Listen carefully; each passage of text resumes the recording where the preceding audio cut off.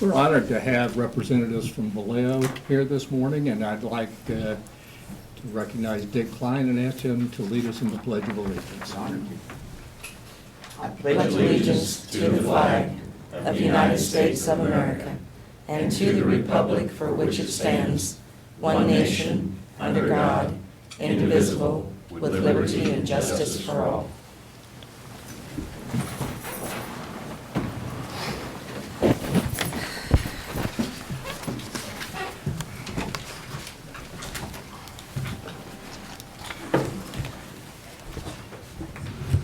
Welcome to the April 25th, 2019 meeting of the Shawnee County Board of Commissioners. My name is Bob Archer. I currently serve as chair of the commission and represent District 3 alongside Commissioner Bill Rippon, who represents District 1, and Commissioner Kevin Cook, who represents District 2. Good morning. Morning. Welcome, everyone. Before we get started, I would ask the clerk to remove items D1 and D2 from the agenda. I think there's more research that needs to be done on these projects, and I look forward to considering them at a future date. So if you would, thank you, ma'am. First item, please. First item is item 1, proclamations presentation. Number 1, quarterly report from Vallejo, Bill Persinger. Honorable Commissioners, thank you for this opportunity. County staff and other guests in the room, I'd like to acknowledge the presence of our Governing Board Vice President, the well-known Dick Klein.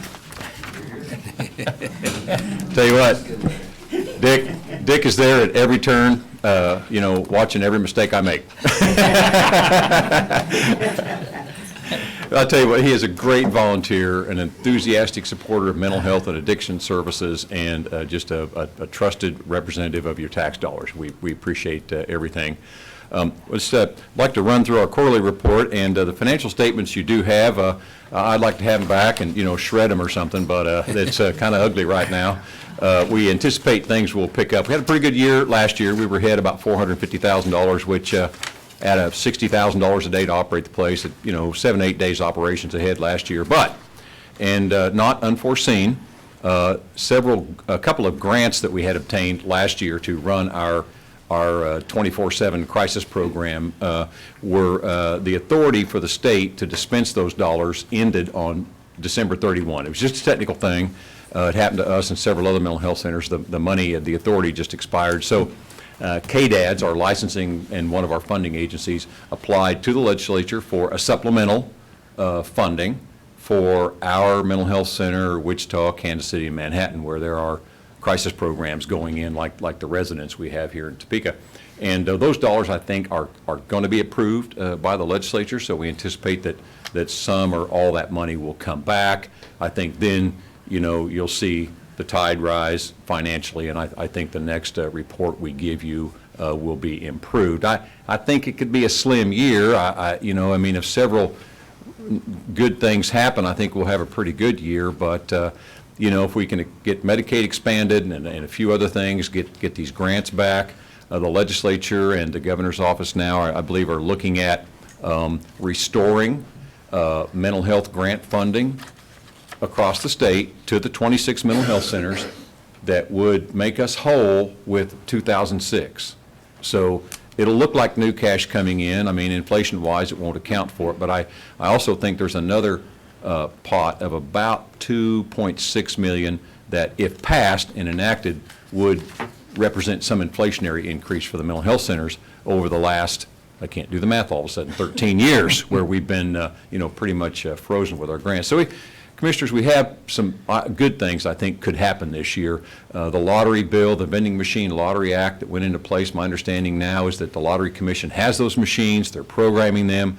As soon as they hit the retail market and business owners put those machines out, once those dollars start coming in, a portion of those by law get sent over to KDADS. KDADS then has the authority to spend those dollars to whatever degree they come in, and with some formula, I'm not sure what that'll be, on crisis centers like the 24/7 facility we have at 400 Southwest Oakley. So I think there's a lot of sunshine on the horizon. Right now, it's a little cloudy and dark budget-wise. So we ask your patience on that. The board's watching that carefully, and we're making sure we control expenses wherever we can. We've got some other good projects going that should bring in some revenue, but it's a little tough right now. And then, of course, stop me for questions anytime. Our third annual fundraiser is set for November 16th, and we have a big kickoff announcement May 1.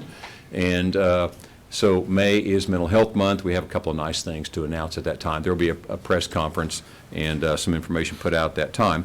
Alcohol Month, Alcohol Awareness Month is April. Like I said, May is Mental Health Month.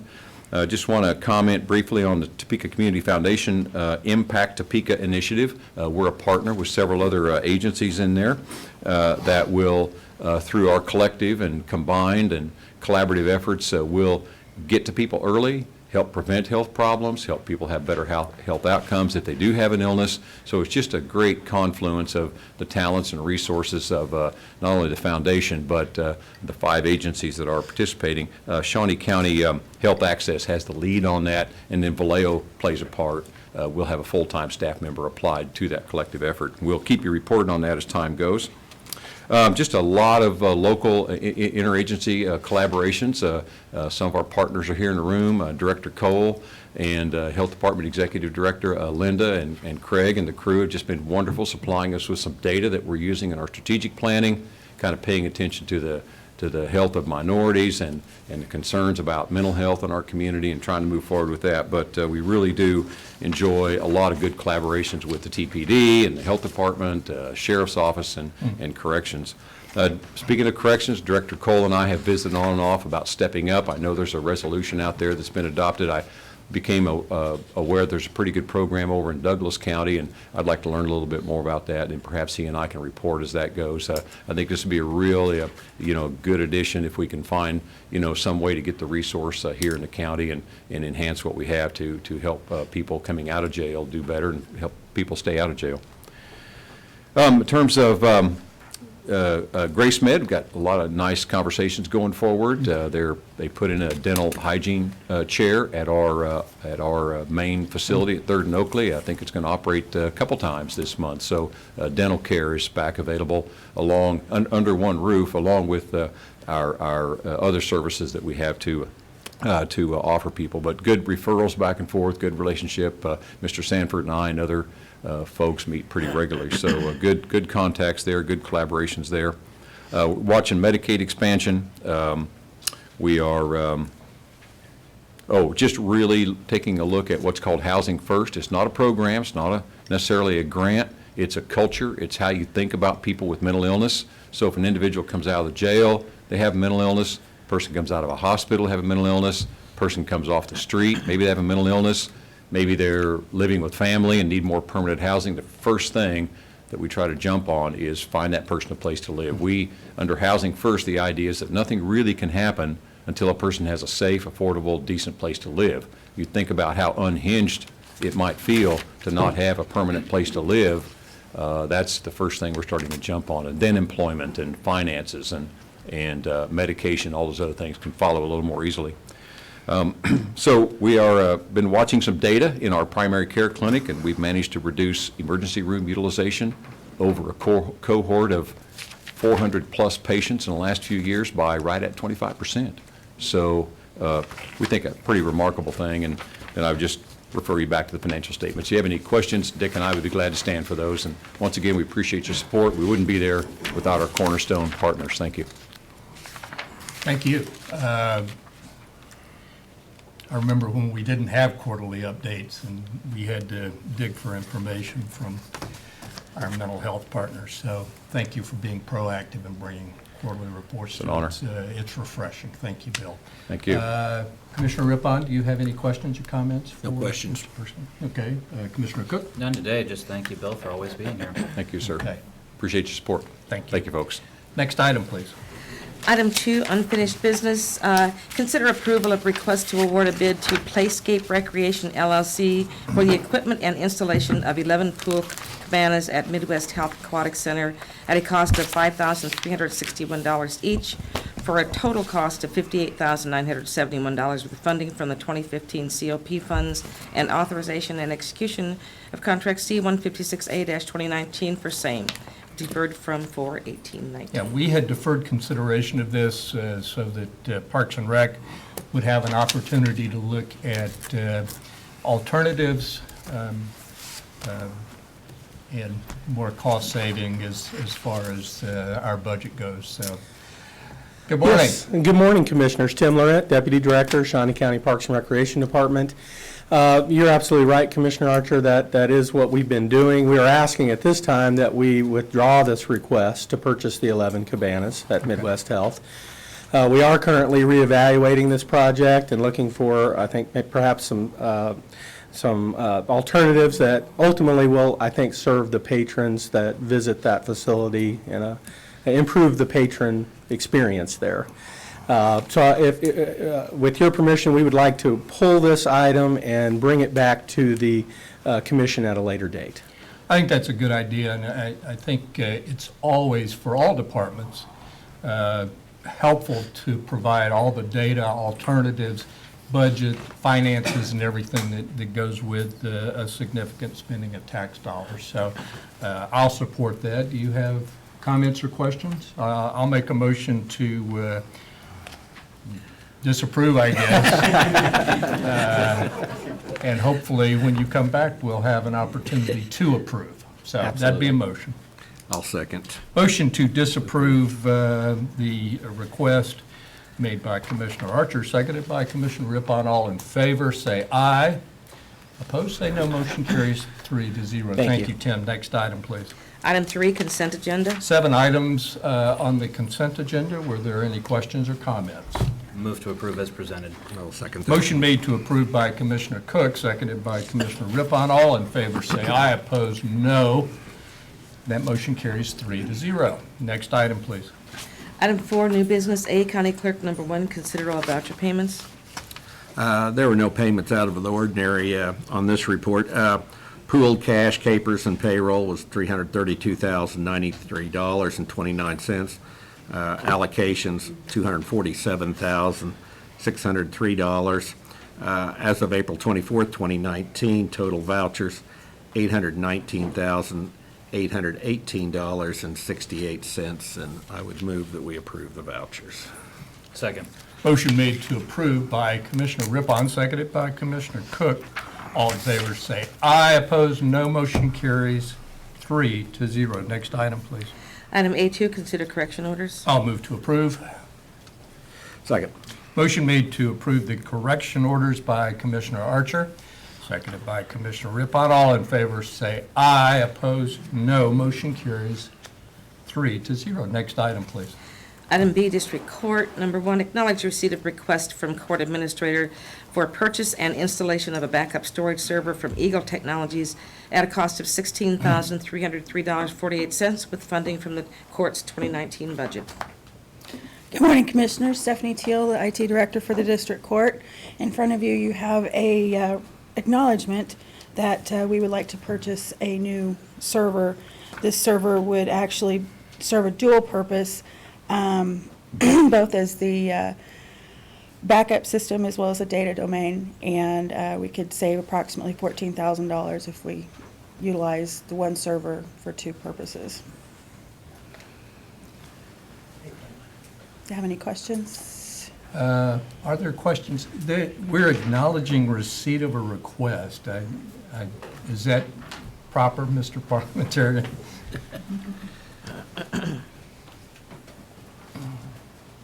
Good morning, Commissioners. Jim Krause, Shawnee County Councilor.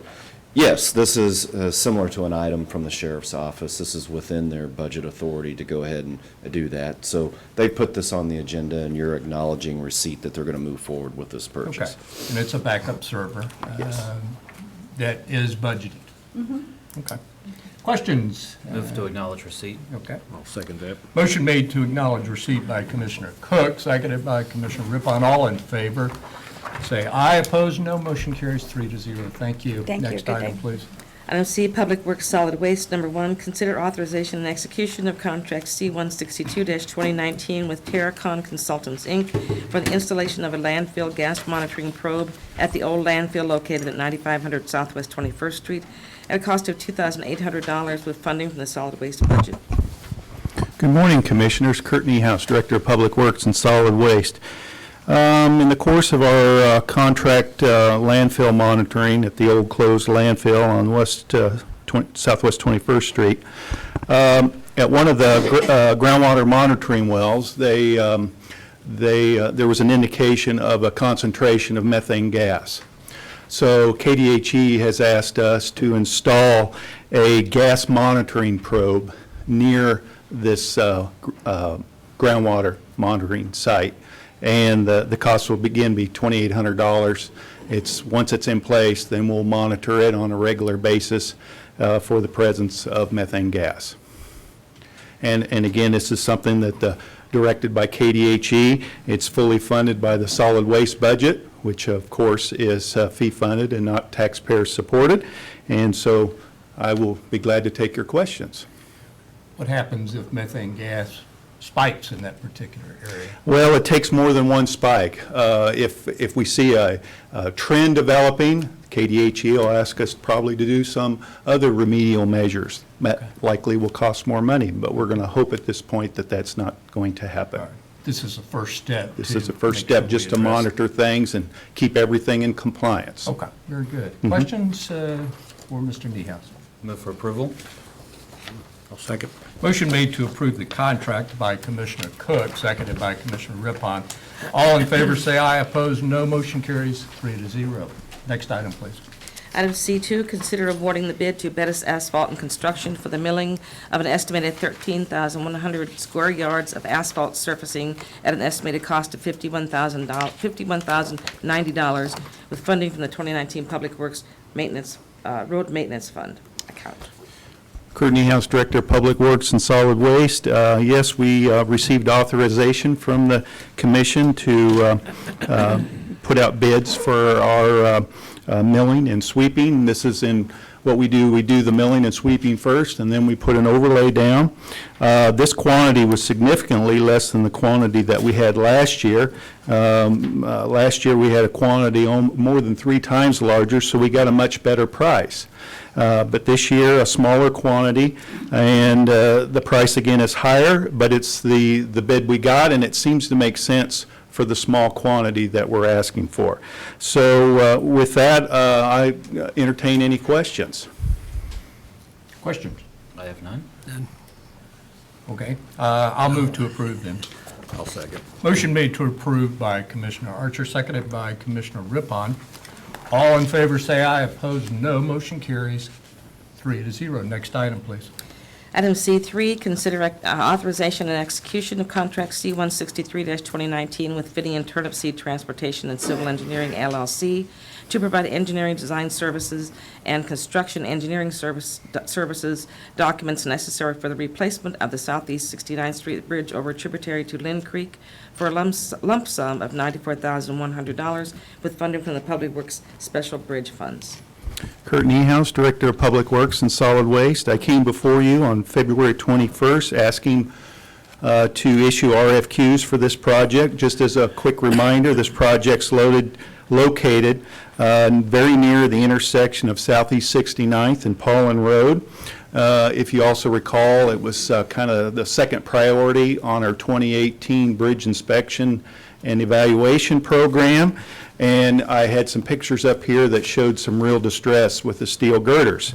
So now the selection committee has selected Finney and Turnip Seed, and then the Deputy Director of Public Works negotiated this contract or proposed agreement with Finney and Turnip Seed for a total of $94,100. This will be paid for 100% from 2017 to 2032 1/2 cent sales tax. That is a change from what's on the sheet that was submitted to you. The sales tax money is correct. Okay? With that, questions? Okay. Yes, please let the record reflect that. Are there questions or comments for Mr. Niehaus? I would move for approval as corrected. Second. Motion made to approve by Commissioner Cook, seconded by Commissioner Rippon. All in favor say aye. Opposed, no. Motion carries 3-0. Thank you. Thank you, Kirk. Next item, please. Okay, item D, Parks and Rec 1 and 2 have been pulled. Item 5, Administrative Communications. This is an opportunity for department heads or any member of the public or the new sheriff to come up and address the commission.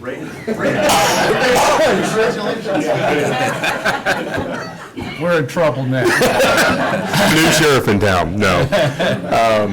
Randy Luby, Parks and Recreation. I do want to remind you and the public that we have our spring regatta, rowing regatta, Saturday at Lake Shawnee. There's 12 teams competing. One, I think, as far away as Minnesota. So if you like rowing and it's going to be a beautiful weekend, come on out to Lake Shawnee. Enjoy Saturday.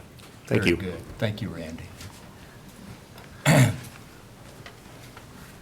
Good morning, Commissioners. Major Jason Mecca, Shawnee County Sheriff's Office. As you are well aware of, on Tuesday, Cindy Beck swore in our newest sheriff, the 43rd Sheriff of Shawnee County, Sheriff Brian C. Hill. So we're up and running and look forward to the future. With that, police work never stops. So on Monday, we get a call in the evening, late afternoon hours of skeletal remains that were located near the Kansas River. So basically, if you were to go down Wanamaker or Urish north till you reach the Kansas River, and you meet in the middle, somewhere in that location, that general area, some skeletal remains were found. About 2 days of investigation and excavation out at that site, we were able to collect about 85% of a human skeleton. That has been since turned over to the Shawnee County Coroner's Office. So in collaboration with the Coroner's Office and the Anthropology Department, at Washburn, they are working together with us in this investigation. So I know there's been a lot of media coverage on this, and there will continue to be as the investigation goes on. We'll just make sure we keep you apprised. So. And then lastly, normally at least 2 or maybe 3 times a year, we have a drug take-back. And that's anytime members of the public have any unused, unwanted prescription over-the-counter medications, we provide a location for them to drop those off. And we are doing that again this Saturday. And those locations are at the Mission Township Fire Department and also the Soldier Township Fire Department. And the hours are... Let's see.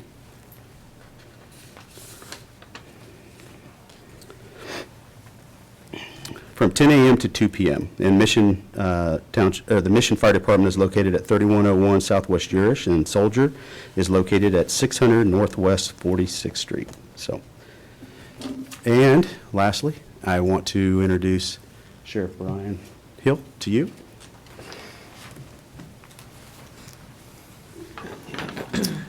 Good morning. I'm Sheriff Brian Hill, and I'm glad to be here. I look forward to working with you gentlemen. I'm sure we'll be seeing a lot of each other. It's been a busy week and lots of police work going on, so I'm comfortable in that aspect. So I'm looking forward to seeing you guys on a regular basis. Thank you. Very good. Thank you, Sheriff. Good morning, Commissioners. Kellen Seitz, Spectre Venue Management in the Kansas Expo Center. I have a couple updates this morning. We kick off our run of Disney on Ice Frozen starting tonight for 6 shows through Sunday. So if you have kiddos or just want to come out and get some fun family enjoyment on your own, we welcome you and hope to see you there this weekend. And then on Monday, we announced the groundbreaking of the renovation project, which will be taking place at the Kansas Expo Center on Monday, May 6th from noon to 1 o'clock. We are an entertainment facility, so in true spirit of social gatherings and entertainment, our groundbreaking will be a bit of a party. We have food trucks coming, some local media, and DJs, and lots of fun, exciting things that'll be given away and handouts for everybody that attends. So I encourage all of our local public to come and join us and yourselves as we do the official groundbreaking for the Kansas Expo Center renovation project. Thank you. We will be there. Thank you, Kelly. And since Dan's here, I want to recognize that KSNT is a big supporter of the Expo Center, and we certainly appreciate that. Commissioners, will you Good take morning. some public comment today? Of course. All right, my name's Henry McClure. I'm the original developer of the College Hill TIF District. And there's some things that have happened over time that are of great concern to me, and they should be of great concern to the taxpayers of Shawnee County, especially the taxpayers of Shawnee County that live within the city of Topeka. The TIF district and the development agreement is a living organism. But once you buy it, or once you sign it, you got a deal.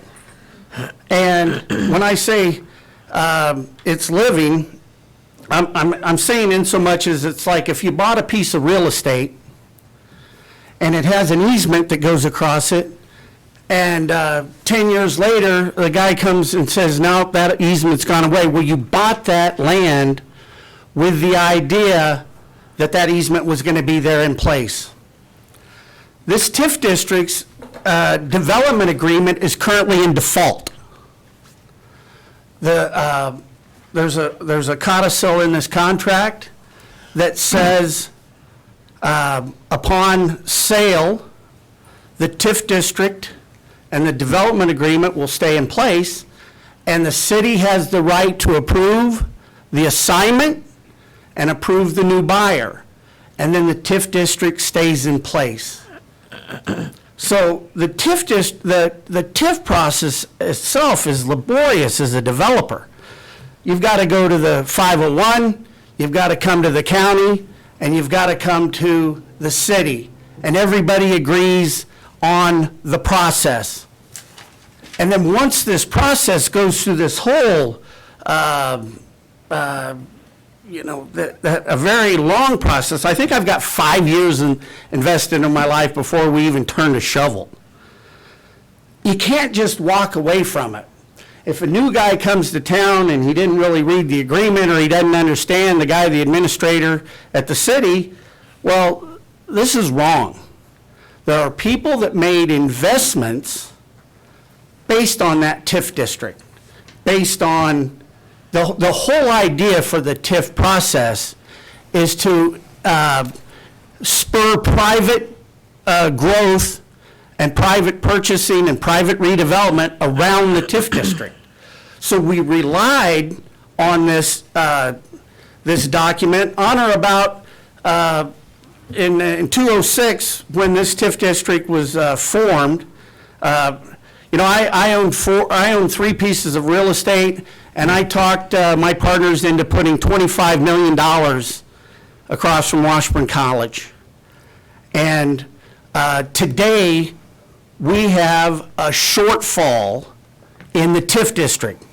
The bonds, the real estate taxes that this generates are shorter or smaller than the increment that we thought they would get due to a loss in value.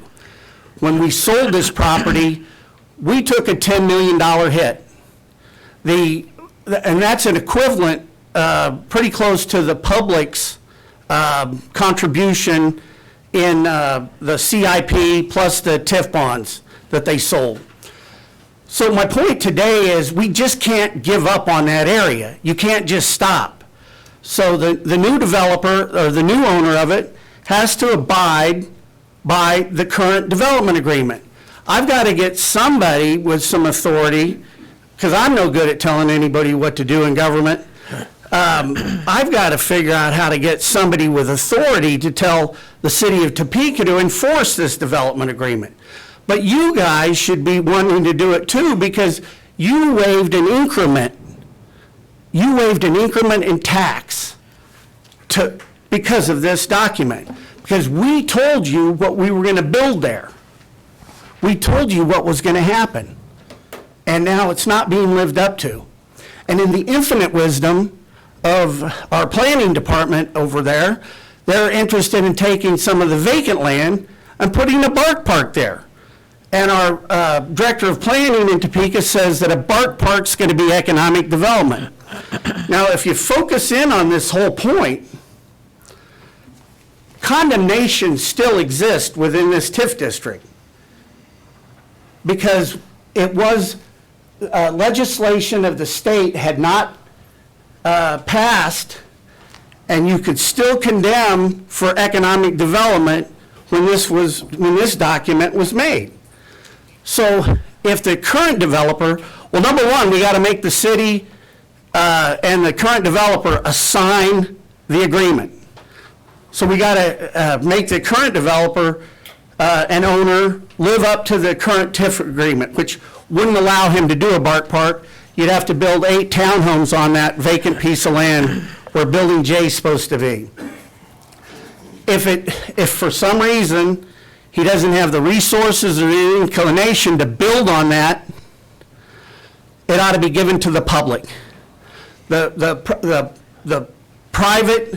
public partnership, the public, for the good of the public and the tax deficit, look, we're going to take that land so somebody can build on it because we need the income from the taxes. What scares me is that $311,000 a year just isn't enough to get worried about. That's a shame.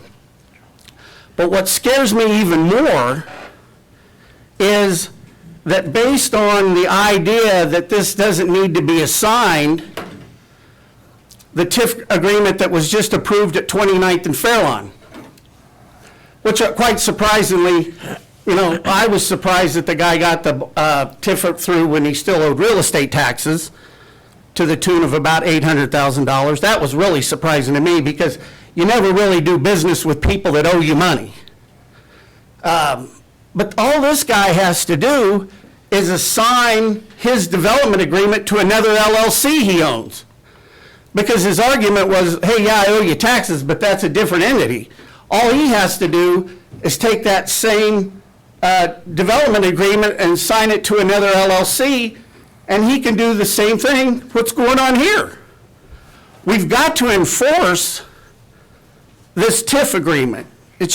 You guys are obligated to do it because you are our public partner. So here, the original developer is saying, enforce what we said, enforce what we agreed to in the beginning. I'm partners in a business right next to that future BART park, and I have no interest in seeing that. We relied on this development agreement to buy the building, and now I really feel poorly that it's gone this far and it's gotten to where it is. I appreciate you giving me time to vent, but I got to figure out how to raise this to a level of, you know what, we need to fix that. Because the TIF, why do any more TIF projects? Because you'll see me at any time you've got a TIF agreement, why do any more TIF projects if we're not going to live up to the ones that we've got in place and do the right thing? This TIF agreement needs to be assigned to the new developer. The new developer needs to live up to the agreement. If he can't build on those townhomes, you should take the land from him and give it to the public. Let another developer have a chance. I'm not saying give it to Henry McClure, but give it to another guy that will build on it and at least generate real estate taxes in a minimum, if not maybe something that could generate sales tax. So I urge you, I'm gonna leave this. I'd like to leave this with you guys. I will email you where you can find all the documents. They're publicly out on a Google Drive. But there's no need to go forward with any TIF projects if we're not going to live up to the ones we have. And if we're not going to manage the ones we have, the ones that are in place today can just be willy-nilly changed without enforcing them. I'd stand for any questions if you have. Well, I just want to point out for the public to know that this was a City of Topeka project, and it was instituted before I even came on the city council in 2009. I think you need to talk to an attorney because the county commission has had absolutely no success in influencing the City of Topeka decision-making. Well, the only concern is that I'm a taxpayer in Shawnee County. I just happen to live in the city of Topeka, and my taxes are being misused here based on a treaty that the county commission was complicit in the beginning because you approved it.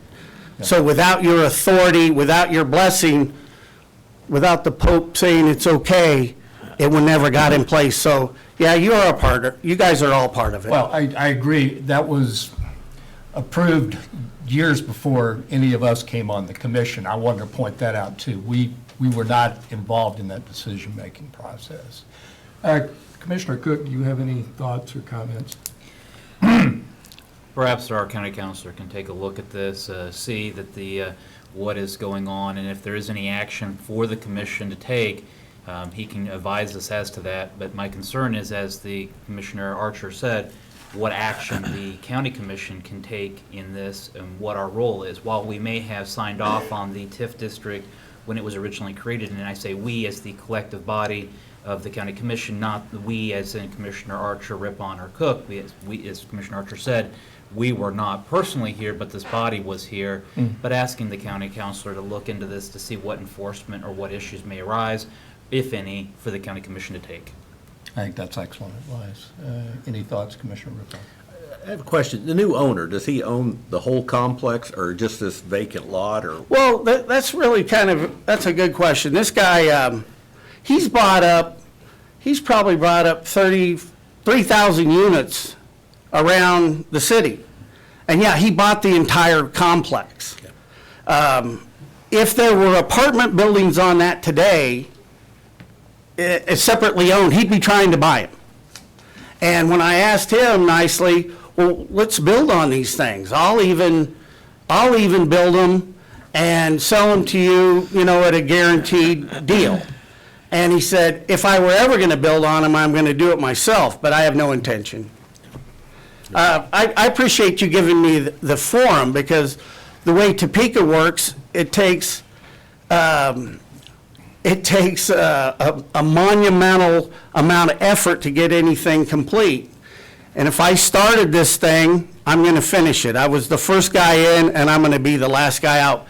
But I want to make sure it's done right. I'm going to put as much energy into it took to make it, to making sure it's done right. And I'm full of energy. Okay. Thank you. Thank you for your comments. Anyone else? That's a hard act to follow. Kurt Neaus, Director of Public Works and Solid Waste. I am pleased to announce this morning that the bridge at Southeast 29th over Deer Creek will be completed a week from tomorrow, and traffic will be open to one lane in each direction Saturday morning. And then what we do is we move on to the next phase of the project real briefly. Again, we're working from the KTA to Wittenberg. Traffic will be on the north side of the road, contractor working on the south side. Since the contractor's working on the south side, the intersection with Granger will be closed, the intersection of West Edge Road will be closed. At some time in July, a switch will be made, traffic will be rerouted to the new south side, contractor will work on the north side, and when traffic is on the south side, the intersection at Granger will reopen, and the intersection at West Edge Road will partially reopen. Thank you for your time. Okay. Thank you, Kurt. Brian Cole, don't we have an event coming up? Not to put you on the spot, but... All right. I've been put on the spot more than once. Brian Cole, Shawnee County Department of Corrections. In follow-up to Monday's administrative communications, we have our 19th annual volunteer appreciation banquet tonight. The commissioners will all be there. We have Dr. Tiffany Anderson, who will be our keynote speaker.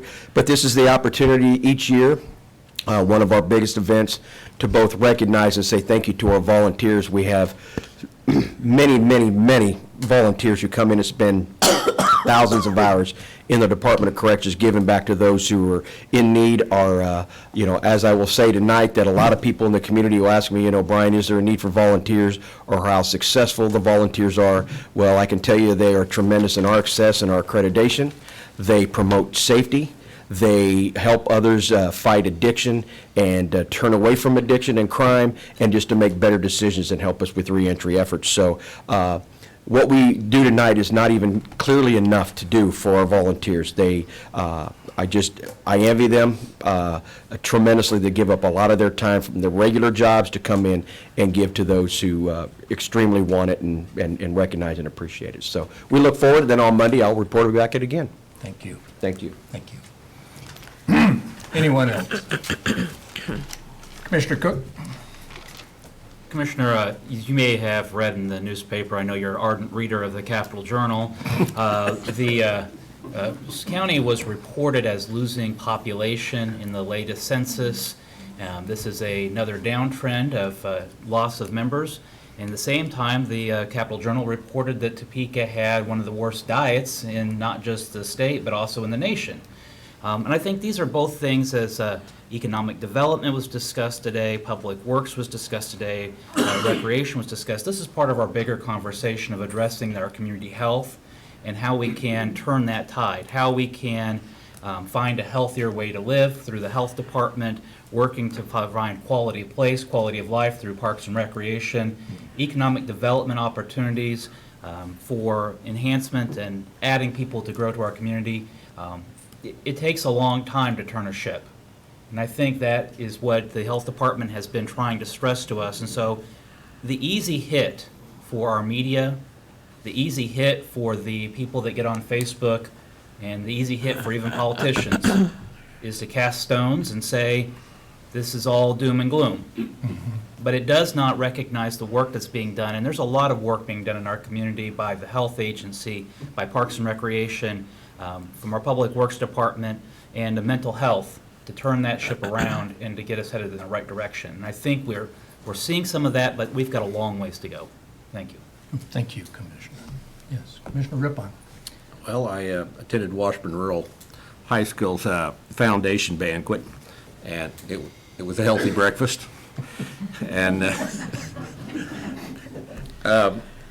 we recognized a lot of students there, and some of their, not only for academics, which they scored very high in SATs from across the nation and in the state, but also they recognized their basketball team that won state, their debate team won state, and there was a wrestler that won. So it was a good event, and it showed that they're on the right track out there. They're doing a very good job with their high school, and it was a good event. Very good, thank you. I think Commissioner Cook brought up a really good point about negativity in the news, and our hometown newspaper. If we gave half as much commitment to Momentum 2022, the Greater Topeka Partnership, our health department, our Parks and Rec commitment, and other things that are positive in our community, it would sure make a big difference. It would sure make a big difference. Yeah, I'm looking forward to the dinner tonight, to thank our many volunteers at the jail, and to thank you, Brian Cole, for your service to our community. Next item, please. Item 6, executive session. There's not a need for an executive session, so we're officially adjourned, and thank you for attending.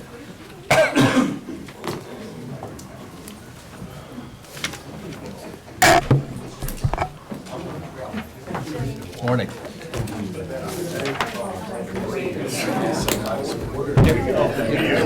morning. Good to see you.